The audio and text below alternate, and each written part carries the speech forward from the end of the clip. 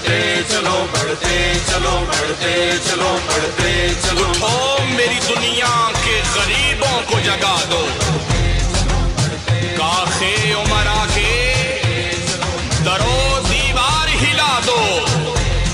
सुल्तानी जमहूर का आता है जमाना, जो नक्शे को हम तुमको नजर आए मिटा दो। है इनकलाबी साथियों बढ़ते चलो बढ़ते चलो, है इनकलाबी साथियों बढ़ते चलो बढ़ते चलो। दौरे सितम के बागियों, दौरे सितम के बागियों बढ़ते चलो बढ़ते चलो, है इनकलाबी साथियों बढ़ते चलो बढ़ते चलो, है इनकलाबी साथियों बढ़ते चलो बढ़ते चलो।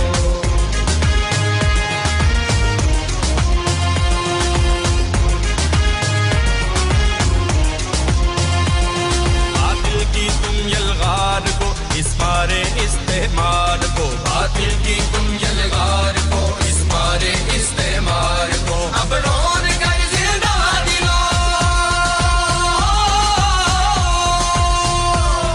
अब रोन कर जिंदा दिलो, बढ़ते चलो बढ़ते चलो, मैं इनकलाबी साथियों बढ़ते चलो बढ़ते चलो, मैं इनकलाबी साथियों बढ़ते चलो बढ़ते चलो।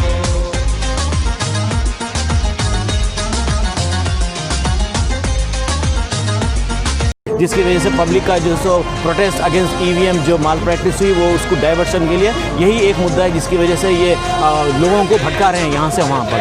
और एक तो मॉब लिंचिंग बहुत ही गलत काम हो रहा है पूरे वर्ल्ड में। अगर आप निकाल के देखेंगे कि मॉब लिंचिंग कहीं नहीं होती सिवाय हिंदुस्तान के।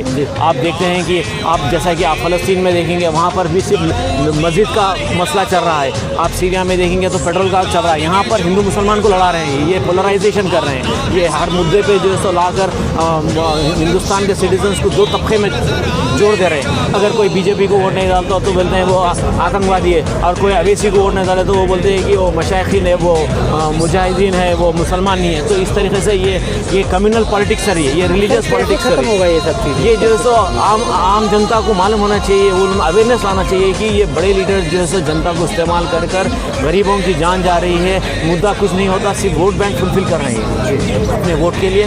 गरीब मुसलमान, हिंदू, सिख, ईसाई सबको लड़ा दे रहे हैं, जान चली जा रही है। फार्मर्स के कई प्रॉब्लम्स है, इकोनॉमी खराब हो रही है। आज के मुद्दे हैं, आपके 4 मुद्दे हैं, अगर ये मांगे आप पूरी नहीं होती आपकी तो आगे आपके क्या कदम रहेगा? हम आगे चलकर हर चौराहे पे प्रोटेस्ट करेंगे, हर जगह एजिटेशन करेंगे, जेल भर रहेंगे, भूख हड़ताल रहेंगे। हर वो जो डेमोक्रेटिकली प्रोटेस्ट करना है हम हर वो प्रोटेस्ट करेंगे। आज मांग किससे कर रहे हैं? हम अमित शाह जी और किशन रेड्डी साहब से अपॉइंटमेंट के लिए हमने कल ईमेल किया था, शायद आज उनसे मुलाकात कर हम मेमोरेंडम पेश करेंगे। Thank you very much. Hindustan में हर कदम पर इश्यू बनकर रहेगा हिंदुस्तान। मॉब लिंचिंग है, एट्रोसिटीज अगेंस्ट माइनॉरिटीज़ है, RTI बिल है, कश्मीर का मुद्दा है, ऐसे कई मुद्दे अगर आप निकालने बैठे तो दिन भर बस रहेगा आपको। डेवलपमेंट की तरफ तो किसी का ध्यान नहीं है, इकोनॉमी पूरी ख़राब हो रही है, सरप्लस बजट जाकर डिफिशिट बजट हो चुका है, ये पोलराइजेशन हो जा रहा है, गंगा जमुना तहजीब को ख़त्म कर दिया जा रहा है, हिंदू मुसलमान को सबको लड़ा कर जो है ये कम्युनल पार्टी, ये कम्युनल पॉलिटिक्स कर रहे हैं, ये वोट बैंक की पॉलिटिक्स कर रहे हैं। आपको चाहिए कि हर सबको पढ़ाई की तरफ आगे बढ़ना चाहिए, इकोनॉमी को देखना छोड़कर ये जो सो एक दूसरे से ये हिंदू है या मुसलमान है पोलराइज कर दिया जा रहा है। मैं चाहता हूँ कि हर शहरी, हर हिंदुस्तान के सिटीजन को ये देखना चाहिए कि ये एक EVM सरकार है, ये जेन्युइन सरकार नहीं है, ये मुद्दे से अपने आप को डाइवर्ट करने के लिए दूसरे इश्यूज़ पे लेकर आ रहे हैं। आप देखेंगे कि बरसा बरस से हिंदुस्तान की तारीख में मुसलमानों ने, कई लाखों मुसलमानों ने अपनी जान देकर हिंदुस्तान की आज़ादी हासिल की है। आपने देखा कि नवाब सिराजुद्दौला थे जो first time quit India movement का नारा लगाया था, और बदरुद्दीन तैयब जी जो कि हिंदुस्तान का झंडा बनाया था। मुसलमानों ने काफ़ी अपनी कुर्बानियाँ देकर हिंदुस्तान को आज़ाद किया, और आज मुसलमानों को यहाँ पर मॉब लिंचिंग के नाम पर जानवरों की तरह मार दिया जा रहा है। माइनॉरिटीज़ को, आदिवासी को, दलितों की इज्जत लूट ली जा रही है, उनको जलाकर मार दिया जा रहा है, उनकी कोई लाइफ का सिक्योरिटी नहीं है, औरतों की कोई सिक्योरिटी नहीं है, रात में कोई एक लड़की बाहर निकल नहीं सकती। यहाँ पर रेप्स का सिलसिला जारी है पूरे हिंदुस्तान में। ऐसे हालात में जो है सो पब्लिक जनता को, आम जनता को जाकर उठकर सामने आना चाहिए और फेस करना चाहिए और वो बताना चाहिए कि पब्लिक क्या चाह रही है, ना कि जो है सो कम्युनल पॉलिटिक्स, वोट बैंक से पॉलिटिक्स नहीं चाह रहे हम चाह रहे हैं कि डेवलपमेंट चाह रहे हैं। खिलाफ जुल्म ऐसा लगता है आपको क्या बोलते हैं? मुसलमानों को बिल्कुल क्यों नहीं हो रहा। आप देख रहे हैं मॉब लिंचिंग सिर्फ एक ही मज़हब के लोगों को मारा जा रहा है, वो है मुसलमान को मारा जा रहा है, कोई दूसरे मज़हब के आदमी को नहीं मारा जा रहा है। आप देखेंगे कि ये अभी एक नया बिल भी पास हो रहा है, ये टेररिस्ट बिल बोलकर, ये इन्हीं के लिए बनाया गया है बिल। तो हम ये आपको बोलना चाहेंगे कि हम मुसलमान ने जो हिंदुस्तान की आज़ादी में पार्टिसिपेट किया था वो हिंदू भाई से कुछ कम नहीं थी। आरएसएस जो इतनी बड़ी तंजीम है, आरएसएस जैसी जमात 1960 तक जो सो झंडा नहीं चढ़ाई थी 15 अगस्त के।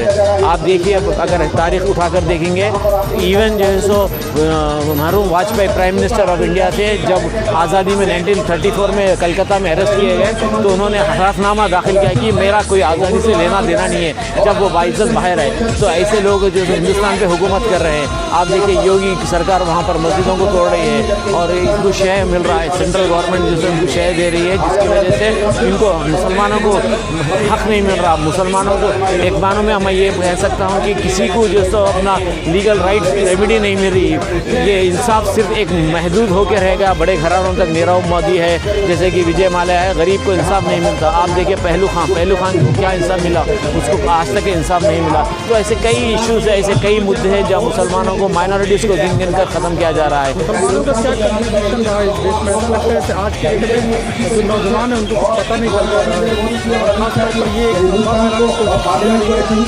मुसलमानों की वजह से बहुत सारे डेवलपमेंट के काम नहीं हो पाया। मुसलमान किसी से पीछे नहीं है। मुसलमान जो है सो जैसा आप 20 to 30% है, तो मुसलमान हर फील्ड में आपके साथ है। आप बिजनेस उठाकर देखिए, IT में देखिए, आप पुलिस में देखिए, आप सेंट्रल सर्विसेज में देखिए, मुसलमान का कंट्रीब्यूशन आज़ादी से चलता आ रहा है और चलता रहेगा।